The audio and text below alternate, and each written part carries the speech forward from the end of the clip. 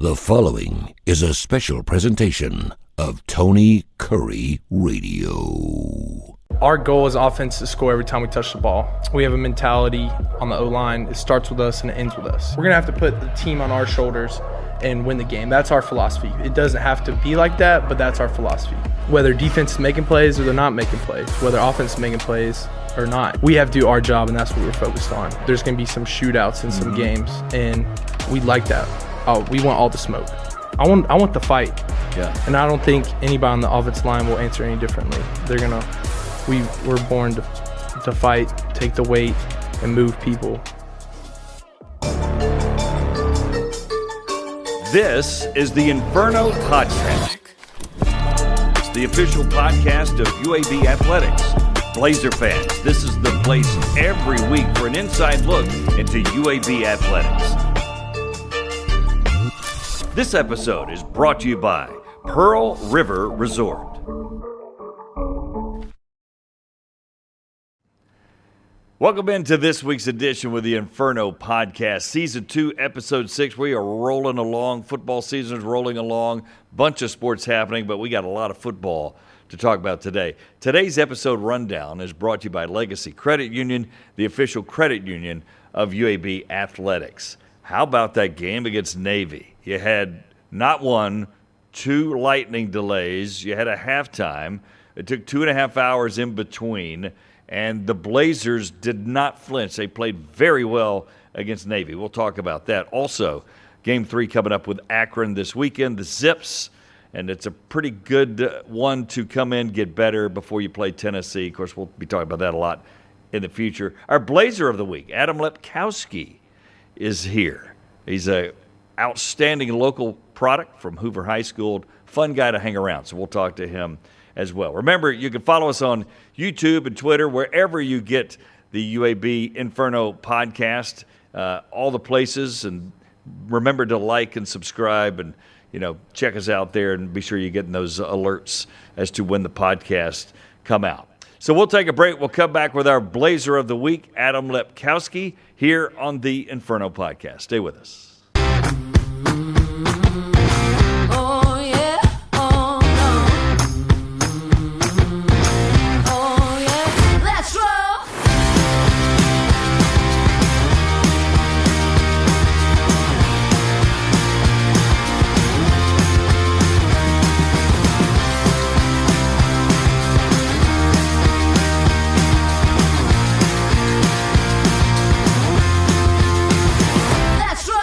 Trent Dilfer here, head football coach of the UAB Blazers. Get out there and tackle your financial goals with a new credit card from Legacy Credit Union. Legacy offers multiple credit cards for whatever your financial objectives are. You can begin earning rewards today with a credit card from Legacy Credit Union. Legacy, the official credit union of UAB.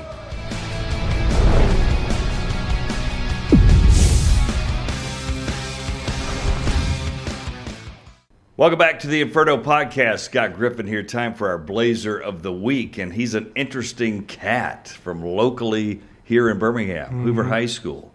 And Adam Lepkowski joins us, the guard here on the offensive line. How's it going? I'm doing well. How about yourself? Doing great. Yeah. Are you sore? A you little beat bit. Up? I'm not too beat up. Just got some scrapes, bumps, and bruises, but I'll be all right. So let's start there. As a lineman, it's just different, isn't it? As far as Sunday, Monday, it's not like a wide receiver who may have had 4 catches. You guys are smashing pumpkins every play. It's really – I've seen comparisons like offensive linemen are going through a car accident every play. You're getting the same force as a car accident. But, Coach Lyle, the strength staff, they train us to be able to maintain our bodies and – keep from getting hurt from those car crashes. But it's really just trying to get your body right after the game, because that's when all the pain hits. You don't have the pain in the game. Yeah, that adrenaline's going. Yeah. Right? So, yeah. And then right after, it's just like a boom, just smacks you all at once. And then that plane ride too, you feel everything. Every little bump, just boom, everything. So as big guys, and I'm sure you've been big most of your life, right? You've probably played offensive line most of your life. All right, so you're used to it. So you got to hit every play. Mm-hmm. Is that a good thing? Is that bad? Is that a mental adjustment? Or I just think it's fun. I mean, hitting people every play.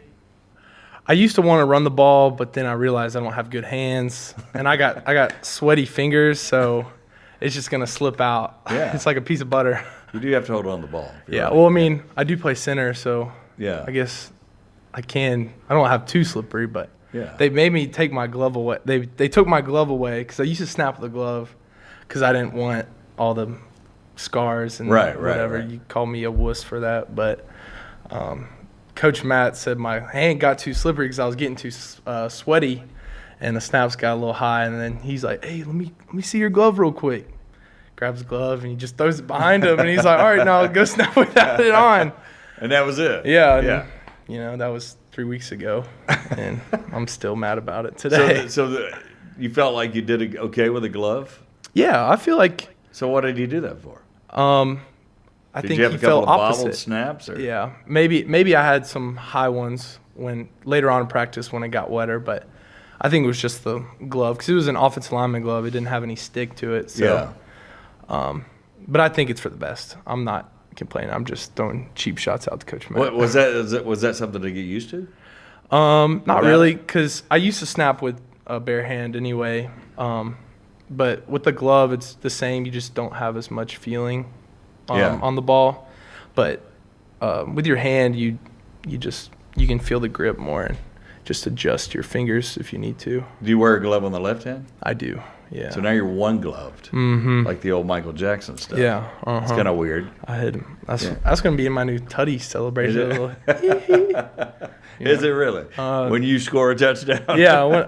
I thought during the game, somebody, I don't know if it was a fumble. I just saw the ball on the ground. They batted down a pass. Yeah. And I saw the ball on the ground, and I was like, ooh, maybe I could. I look up, I see the end zone a little bit. I was going to try to scoop it, and I see Isaiah Jacobs right in front of me trying to grab it. I'm like, oh, crap. So then I just jumped on it. But it was a dead ball anyway, and I just looked like an idiot. And the same thing happened in the first game, too. Oh, that was – maybe one day. That was embarrassing. Yeah, maybe one day. Not that you want your teammates fumbling in the end zone. No, please. Please do not. Could happen. No turnovers. Let's talk a little bit before we get to your background this year, because I think you guys have just been crazy competitive. Winning the first game, dropping 52 on Alabama State. This game, 24 on Navy, but tight game all the way through. I know the goal's not competitive, but normally you have to be competitive each week, obviously, before you win like you want to. You agree with that? And do you sense that happening? What do you mean by being you competitive? at Hoover, you guys had already been to that stage, right? So you don't go from having a year like last year where things went wrong, let's just be honest. But then you've got to be in game. Like Saturday, you lose, but you're in that game. Yeah. That's competitive to me, as opposed to it being 41-3 and you weren't even close to being competitive. Make sense? Well, and if you don't feel that way, be honest. I would say, I mean, it's always a competitive mindset, but, our goal as offense is to score every time we touch the ball. We have a mentality on the O-line. It starts with us and it ends with us. We have to lead the team. If we're gonna have to put the team on our shoulders and win the game. That's our philosophy. It doesn't have to be like that, but that's our philosophy. Whether defense is making plays or they're not making plays, whether offense is making plays or not, backfield, we have to do our job, and that's what we're focused on. And we know there's gonna be some shootouts in some games, and we like that. We want all the smoke. We like a boring game. Just 42 to 0, right? Yeah. I mean, I want the fight. Yeah. And I don't think anybody on the offensive line will answer any differently. We're born to fight, take the weight, and move people. Yeah. And that's just, I think, our philosophy on games like that. So did it help coming from Hoover High School, where you're expected to win? You've got to win. It's kind of understood. You don't even have to learn about it. You just practice it every day and do it. Has that helped you here? I would definitely say so. I mean, I think they instilled a mentality of, I know that sounds cliche, like greatness, mentality of being great and pursuing great, making yourself better 1% every day. Where championships were the expectation, not just like a hope. We're expected to win. And I think taking that mentality from high school to being a walk-on at UAB, like my goal, my expectation is I'm going to earn a spot on the scholarship, get a scholarship, and then play. And that's kind of where I think my mentality came from. Coach Niblett and my offensive line coach, Coach Haley,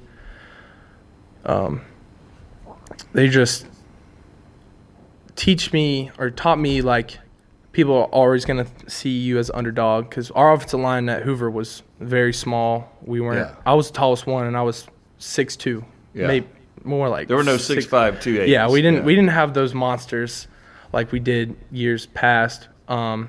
But we took on a similar mentality. We're just going to run the ball and run you over in the process, and having that big weight on our shoulders of the expectation of winning championships. It was do or die. You just had to do it, So when you came out, I'm assuming you had offers, but you choose to walk on. Am I correct in that? You had some? None? I wouldn't say offers. Interest? Yeah, I would say interest. Okay. I had a lot of D3 schools. I went on a couple visits. A GA from Tulane asked me if I wanted to walk on. Never heard anything from him. Sanford called me up. I was talking to Sanford, and they said, we don't have any scholarships open right now because it was 2021, and everybody got an extra year eligibility. Got back. Yeah. So there wasn't a whole lot of roster spots open, and I was listed as a tackle. So I was undersized as a tackle, and sure.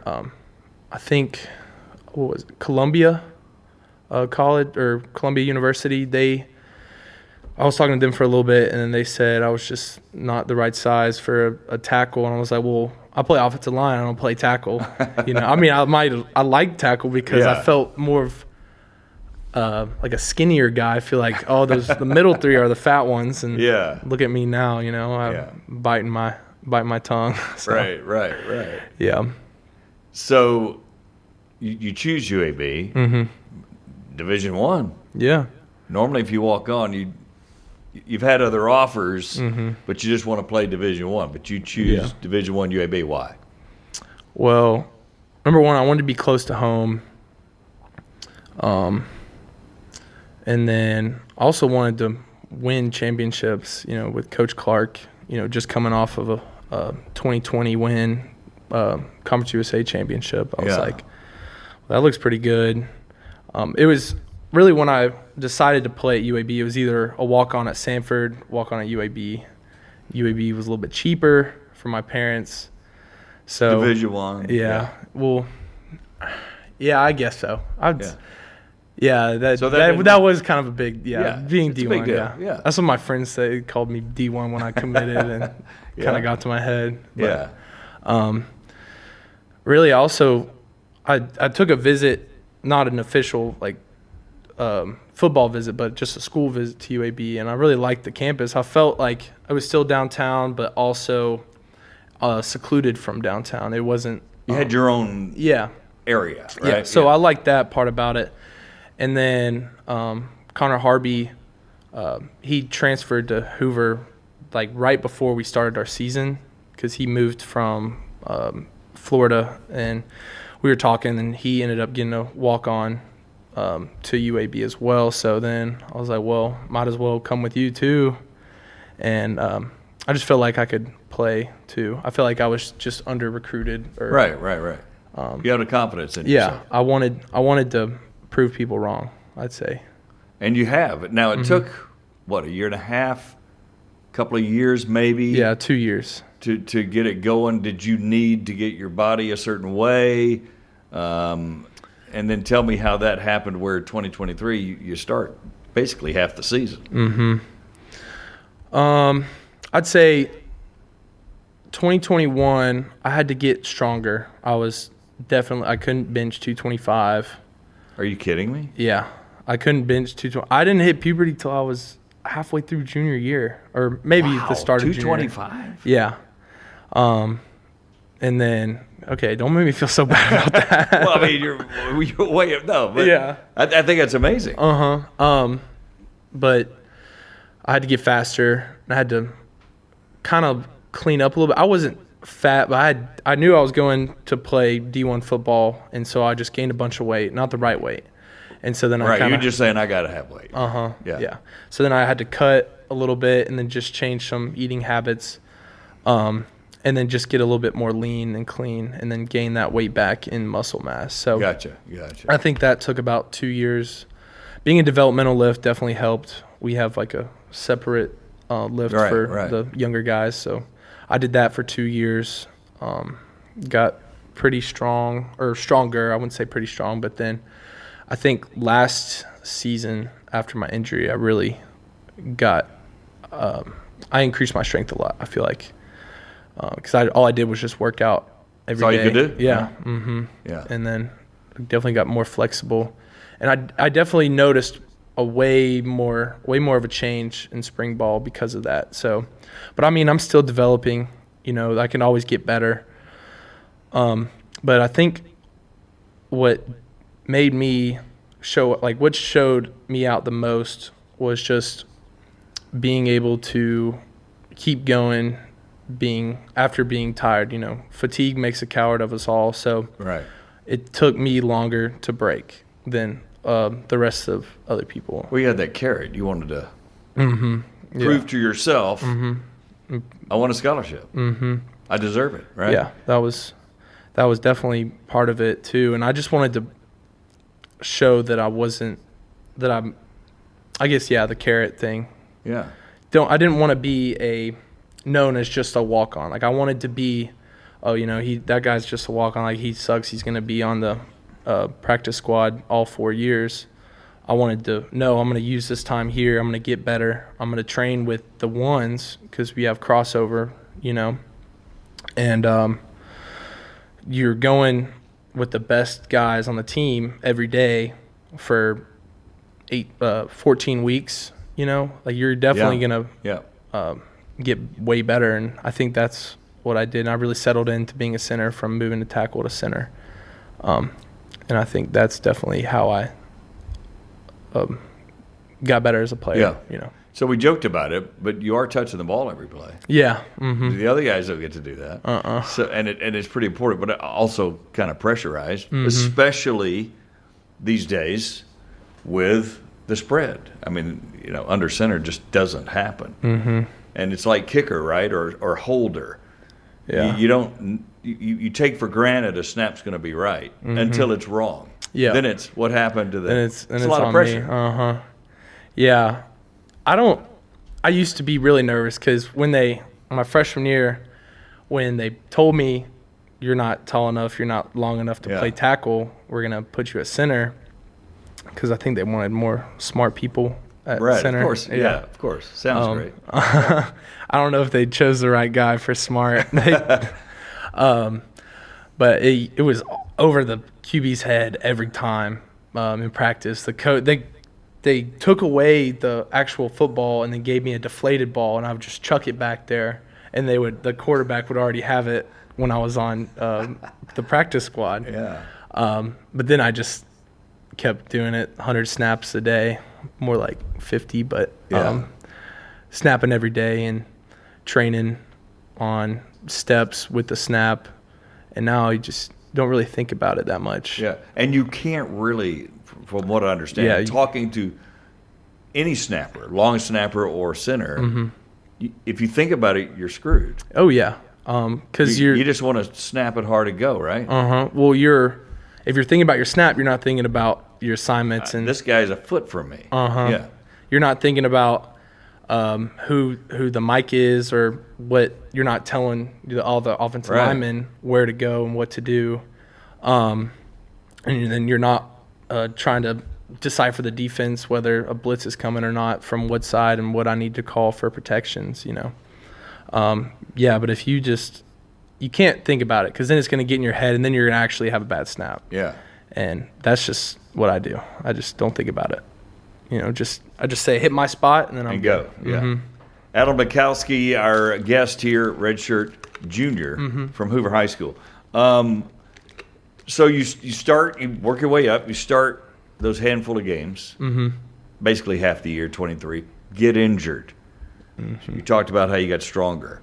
What about the mental part of it? Did that taste of starting just fuel you like a freak, right, during the injury? Because I would imagine if you had not had that taste, and you know how injured guys are. They're kind of you're not away from the team, but you don't feel a part of it. You kind of do your own work, right? Did that help you that you had that taste of starting? I would say so, yeah. After getting hurt and realizing, I got hurt the first time. This was the second week of fall camp. Got stepped on in goal line. Hurt my foot pretty bad. Was out for 6 weeks. Yeah. We're on our bye week right after Arkansas. I start coming back into practice. The last play of practice, I get hurt on it's the same injury again. I just kind of redid it. And then I had the decision to make whether I wanted surgery and miss spring ball and miss the potential of fighting for a starting spot, or just, deal with it and just try to get rehab in and recover and then go back to and then go and practice in the spring and fight for my spot. And so I decided not to get the surgery and battled pretty hard in the spring. Thankfully, nothing happened. And then still going pretty strong with no injuries as of right now. And you got your scholarship earned. Yes. Was that a moment like we see on social media where? It is on social media. All right, so it was a moment. Tell me about it. So it was 2023, Coach Dilfer's first year. Prior to that, when I found out Coach Vincent was not returning and my offensive line coach, Coach Cam, was not coming back either, I was like, well, there goes all my hard work. I'm not going to get the scholarship. I was just talking really negative. And my mom and my dad just told me to pray about it. I talked with them about it, and they said, you know what, just stick it out for another year. And, I just proved myself to the coaches that, I was there to play, to stay, and try to be an asset to the team. Right. And then, so the last practice, or after the scrimmage on fall camp, they brought us all up, and then Coach Dilfer started talking about the portal. He was saying there's however many people in the portal right now, and I told the recruiting guys to stop looking because I have 3 people on the team that are better than anybody in the portal. And then he said, I think it was Charlie Good first, and then he said me. He said, it's also you, A-Train. And at that moment, I kind of knew he was going to say my name. I just had that feeling, But on the video, I immediately started crying. It was but it was just a big full circle moment. Of course. And I called my mom, my dad, and as soon as I heard my mom's voice, she started crying too. And it was just, it was most joyful and most fulfilling moment that I've experienced in my life. It's just that point where all your hard work, pays off, but it's not. You see the fruition of it. Everything you hear happened. Because I was just, you're putting in so many deposits in the bank. At some point you got to be able to take it out. Right. And I was getting frustrated, like, when am I going to be able to take some money out and withdraw, Yeah. And that was a really special moment for me. And then also starting to, but I was expecting that. Yeah. But getting the rewarded had to be cool. Yeah. Before we take a break and talk about lightning round, and that's where we ask you even more fun questions, like the A-Train thing. Talk a little bit about Navy, big-time game, CBS Sports Net. Not that Alabama State wasn't. You guys won that, and that was an impressive win holding them off. They scored 42, obviously. Yeah. But Navy, it's a team you grew up hearing about, knowing. They're very good. They've got a history. But again, fighting them tooth and nail till the end. And then in a weird game where there's rain delays and storm delays and lightning delays and basically a combined 2.5 hours of delays, then you got halftime. It's just a wild deal. How did you handle that? Well, so after the first delay, or before the first delay, we had a really good vibe. I don't know. After the delay, you had a good vibe? Before the first. Okay. So after we ran and scored, yeah. I don't know if we passed it the first time. I don't know. But when the first time we scored, we just had there was a vibe in the air like, all right, we're gonna do some damage. And we're just talking to the offensive line as an offensive line, just keep doing your job, keep focused. Bad stuff's gonna happen, but we just need to stay together and keep communicating on what we need to do and win our one-on-one matchups as well. Then we had a break. After the first break, the break was about an hour. We come back out, and the vibe was still there, and we still kept scoring. We scored once, and then there was another delay. Yeah, because it was only longer. 6 minutes, right? Yeah, but it felt like a little bit longer just because.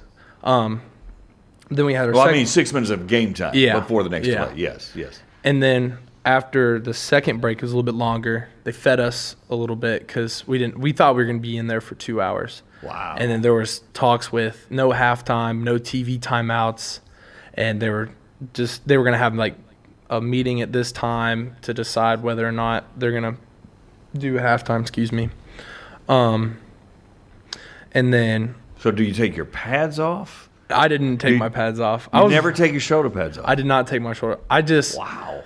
I did one weird thing. I just put my feet on my locker and laid down. Just keep the pressure off my feet. Yeah. And try to get some recovery. I can't believe you didn't take your shoulder pads off. Nobody did. That's the crazy thing. Wow. Yeah. Because we didn't know if we were going out there or not. Because I'm looking at the radar, and there's one little streak of red, and then you see like the time lapse on there.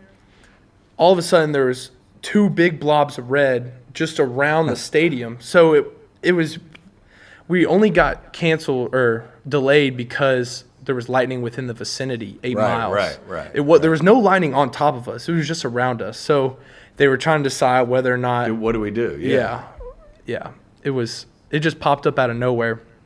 And then after that, I think what we had to do, we had to score a touchdown to keep that vibe. Yeah. We ended up not scoring, but we had a field goal, made that. And then the defense got some stops, and we just didn't capitalize on it. And I think I don't know if it was whether or not we just didn't have that vibe or some adjustments were made. I think it was the vibe. We just kind of lost it at the end, just being spread out. And I mean, that's not an excuse either. No. It's just the vibe wasn't there like it was. It kind of like the vibe was high, and then first break kind of dipped, got back up to it. Second break dipped, kind of got back, but they didn't get at that level. Mm-hmm. But that's the bad stuff right there. That last little dip. And we just have to break through the wall, and just stay together. And I think after like a loss like that, some teams will break up, but I was really encouraged afterward. I was going to ask that as the last question before the break, that it has to give you confidence. Mm-hmm. Because you're right there tooth and nail with these guys for 3.5 quarters, basically. Yeah. Me and Logan Moore were talking about it after. We're like, I'm really confident in our team as a whole, just seeing what we could do. Because Alabama State, they gave us Alabama State happened, and we won that game. But I was still, we don't really know where we're at with the teams that we're going to play, like Navy, Army. and all those, like conference games. So just being able to see that our offense can do what we did against Alabama State, and our defense, showing up for us too. I was really encouraged. And then afterward, people were talking just about coming together and staying together. Like people are gonna count on us to lose, but let's prove them wrong. Like it's us against them, us against the world. And I think that's the best mentality for us to have at this point. It's just prove people wrong, and not necessarily worrying about other people, but just worrying about ourselves and having that chip on your shoulder, like a carrot. We have that carrot in front of us, and I think there's still a lot of work to do. We just have to focus on our mentality and getting better every single day. And all right. Talking to the A Train. We'll come back and have some fun with Adam Lepkowski when the Inferno Podcast continues.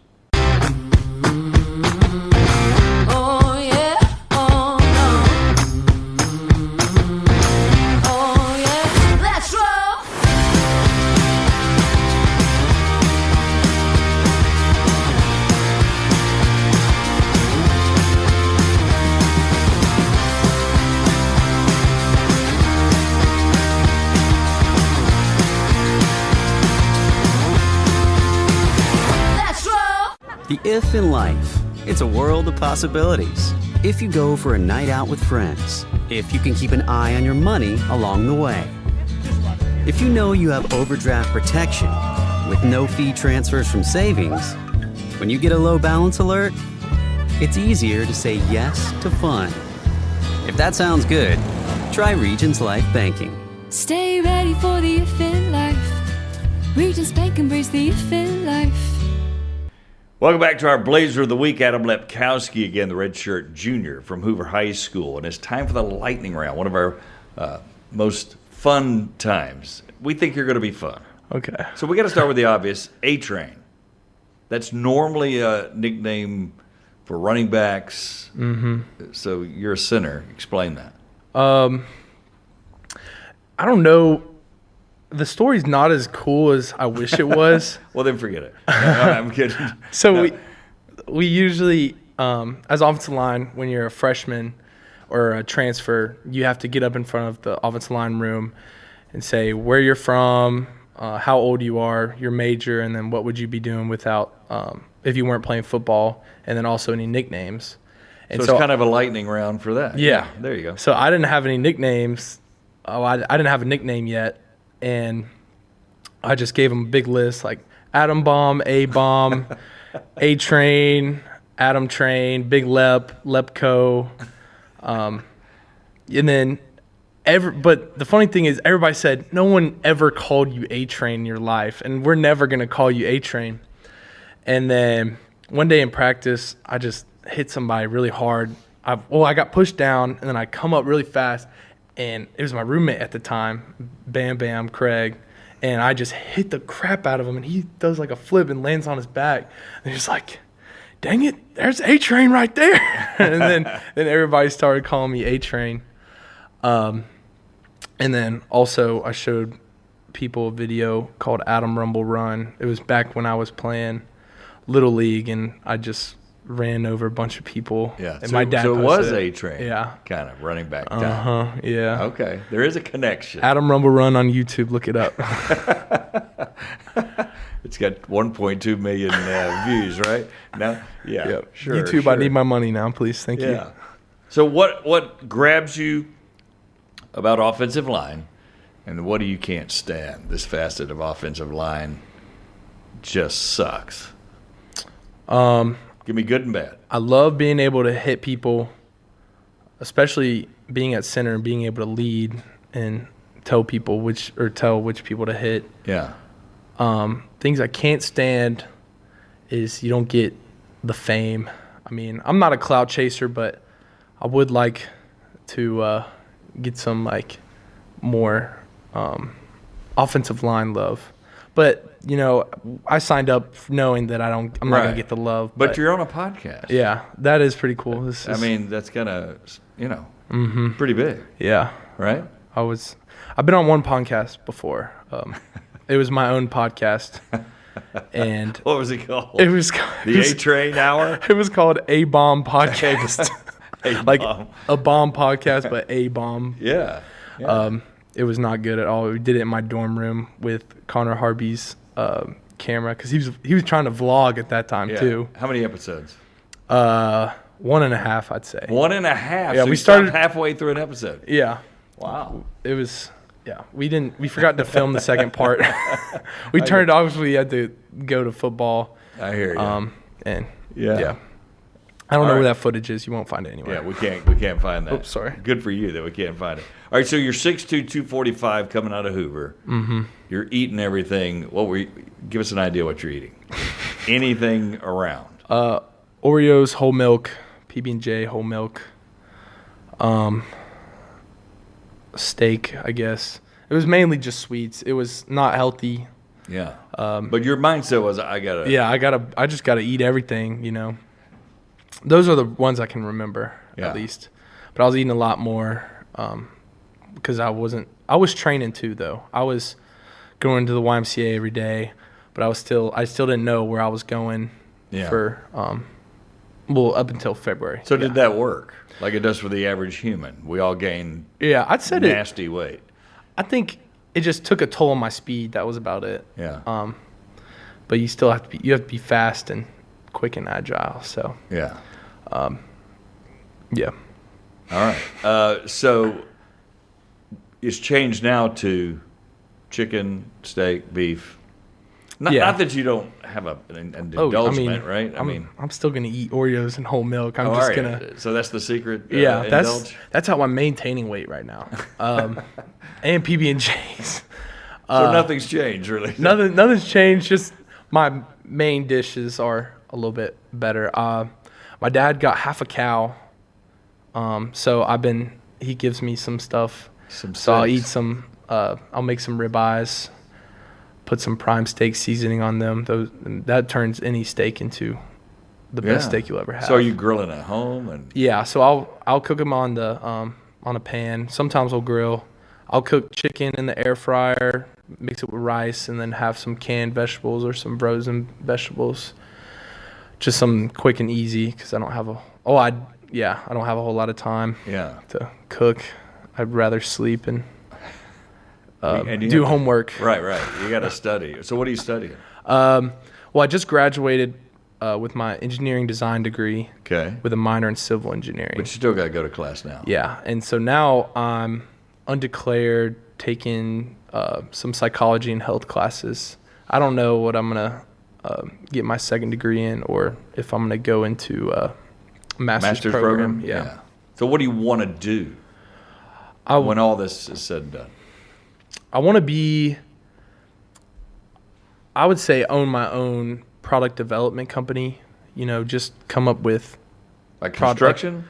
No, more of kind of sales, but I'm also have a team, like a problem solving. Like I would want to be a problem solver for it's either going to be like an engineering company or a product development. So people come to us like, hey, we need a special part. We design it, build it, sell it to them, and then or just come up with like little knickknacks and gizmos and sell those too. Yeah. I haven't really thought too much about it, but I'd really say more of entrepreneurship and running a business too would also. So I probably should get my MBA. Yeah. Now that I think about it. You just figured it out. Yeah. I did just figure that out. That's why we do this segment. So that you guys figure it out. Lightning round. That's right. Lightning Boom. round. It comes like lightning into the mindset. No, that sounds pretty good though. Mm-hmm. And it sounds like a niche. Yeah. My dad's a salesman, and I think I'd be a pretty good salesman as well. Yeah, and you could hire him. I think he's done working. He's about to retire, and he just got himself a new car, and he likes driving that around. He's got a Corvette. It's pretty fun to drive. All right, so what's in the phone, Spotify? What's the last thing? Or maybe not last thing. Maybe what's the main thing you're hitting up for your vibe? At home or whenever. Right now, I listen to a lot of Tame Impala. They're like alternate rock and roll, electronic. They're a mix of everything. Eclectic is the word you're looking for. Eclectic. Yeah. Never heard that word. Yeah. That's what you're describing. Yeah, eclectic. You can use that. I will. Do I have to pay you every time I say No. it? Is it like a penny on the It's dollar? completely free. Okay. I like that type of vibe. I like rock and roll now. My parents grew up in the 80s. Like old school? Old school. Give me a taste. I We're talking. really like Motley Matthews, Crue. Motley Crue. So Yeah. real old. I like rock and yeah. roll. Mm-hmm. I listen to a lot of rock and roll. I'd listen to a good bit of rock and roll, not a lot. I also like some country music too. I like older country, John Denver. John Denver. Marty Robbins, like Western I did country. not expect that answer. Yeah. John Denver. Wait, That's surprising. Want me to sing? It's a little soft for a sinner. Yeah. You know what I mean? Soft. But you do have a soft side, right? Yeah. I'm guessing. Yeah. I'm very emotional. I'm in touch with my Are you? emotions. Are you really? No. So you like Denver, Marty Robbins. Who else?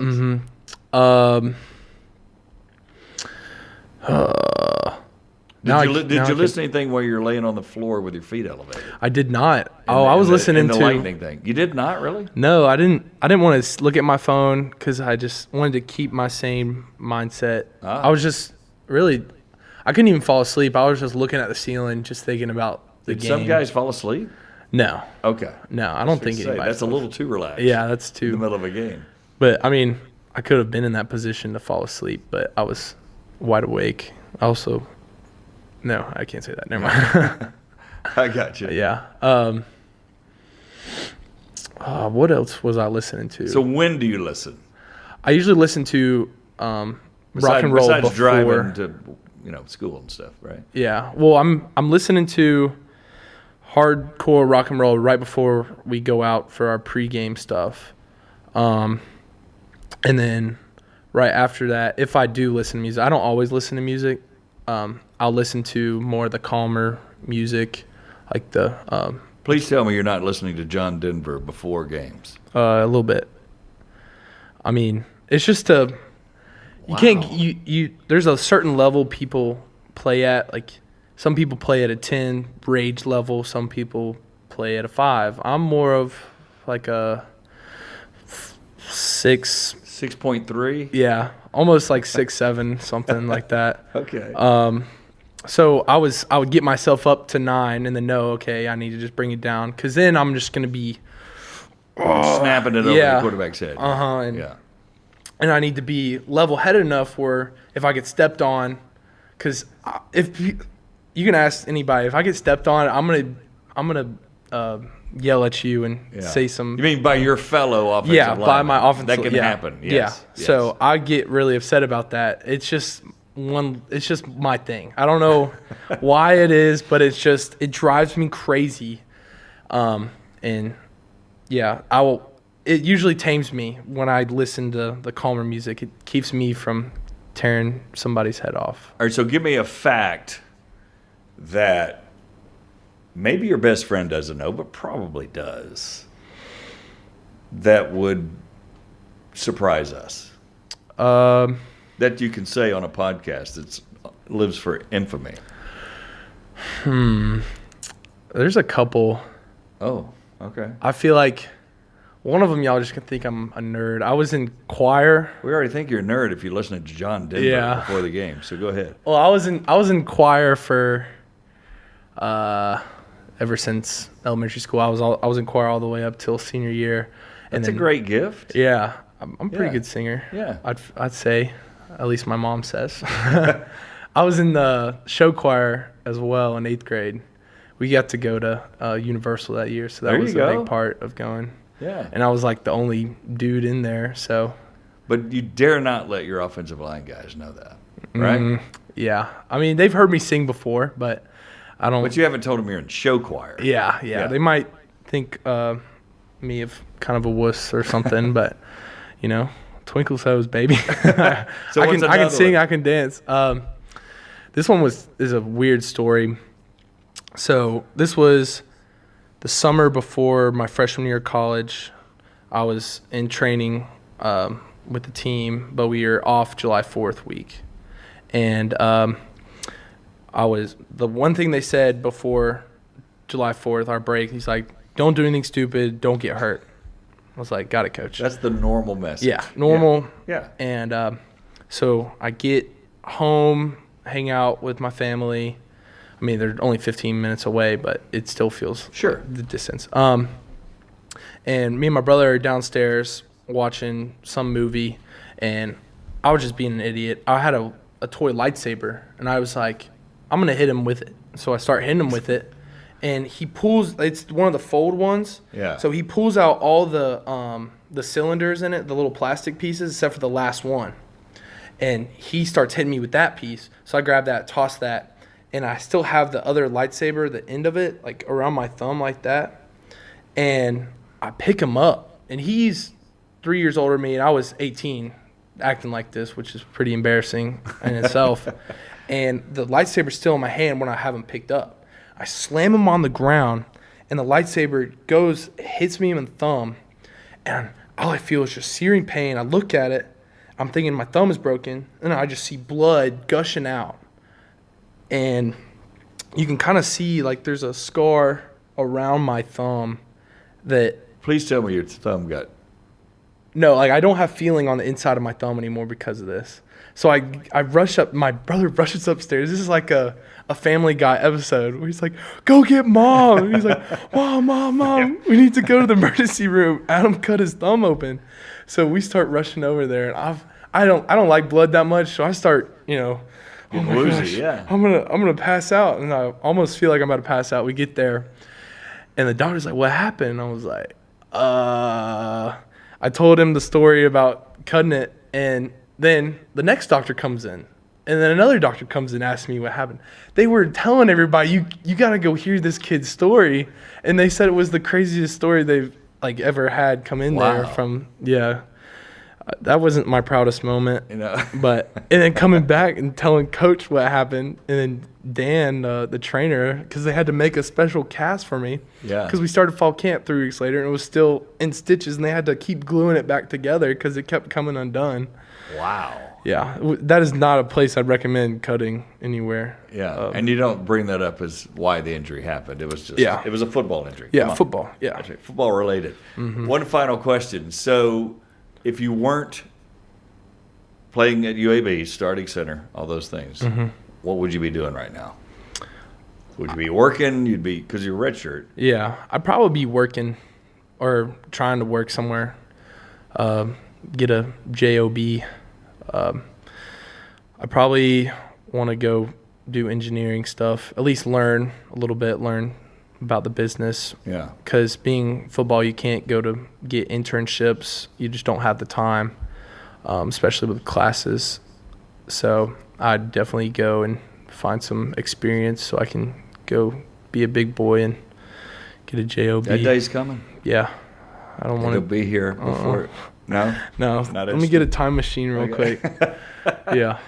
All right, A-Train. We appreciate you hanging out. Keep playing good. You guys are Saturday was fantastic. 1-1. I think things are going to happen here. Okay? I definitely think so. Good luck the rest of the season. Well, I just want to say thank you so much for having me on. I had a blast. Thank you. Appreciate it. The A-Train, our Blazer of the Week, Adam Lepkowski. We'll take a break, come back with more. You're watching the Inferno Podcast.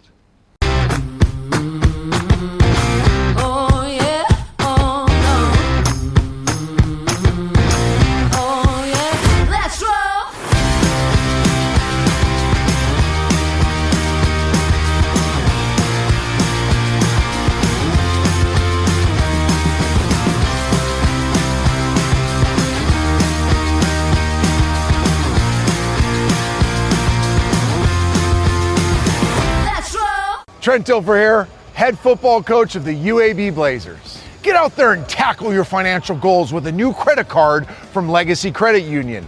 Legacy offers multiple credit cards for whatever your financial objectives are. You can begin earning rewards today with a credit card from Legacy Credit Union. Legacy, the official credit union of UAB.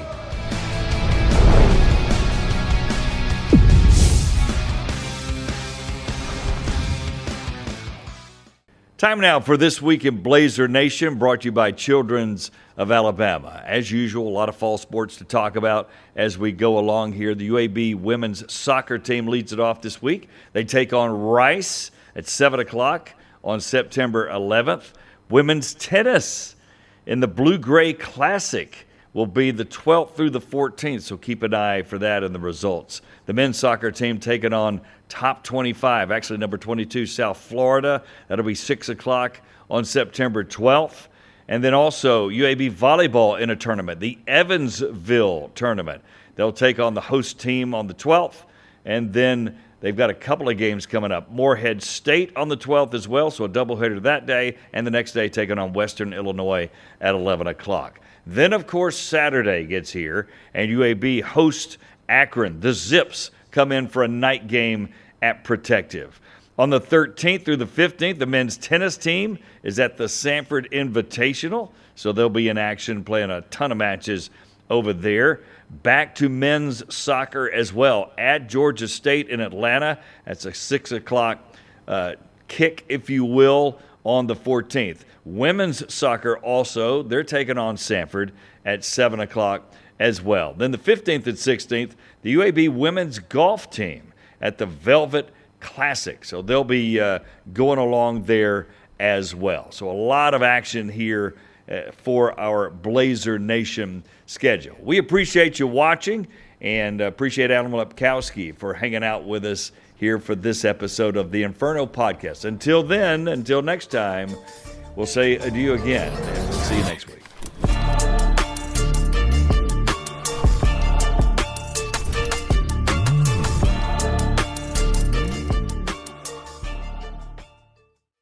This has been a special presentation of Tony Curry Radio.